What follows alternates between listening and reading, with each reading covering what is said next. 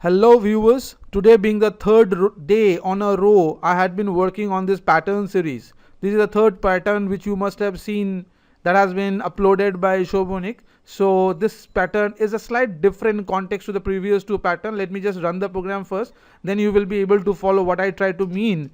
In this particular pattern, there is one thing which you need to keep it in mind. Let me provide the input first, and I'm giving the input again through the command line argument in the same program on which I was working yesterday and day before yesterday. I'm making use of that program only. So you have to compose this pattern in this particular triangle. If you talk about this particular triangle, so over here there are two triangle representation, and that is very important. So how do you manage the space for each column, for each row? That is very important, otherwise this particular orientation you won't be getting it. Whenever I was doing this pattern, that was the first thing that was in my mind, that I will not just print this particular numbers only. At the same time, I have to maintain the formation of this particular representation. And in this context, let me tell you one important thing, that is in context to the pattern which I did yesterday, this is much easier. Why? Because I just need to print two column over here, one having a consistent value, another one is decrementing on each iteration. So that is much easier in context to this particular pattern.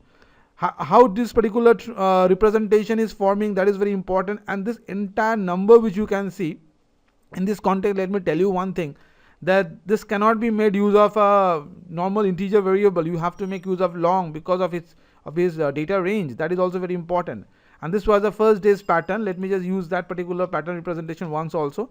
So you can see over here, with the help of command line argument, I am again printing the same thing again and again, and each pattern is of different types. So how do I call, how am I making a call to the respective functions?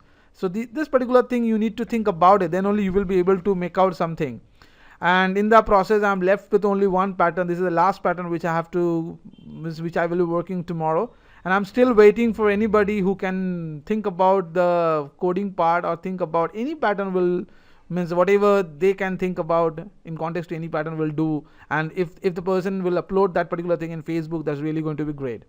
And in fact, tomorrow would be the last day particular pattern series, and tomorrow I was thinking that if I can convert this particular program in some other format, well, let's not talk about this at this point of time, let's wait for tomorrow, and I'm sure that you people will enjoy what I will be presenting tomorrow. So until then, have a nice time.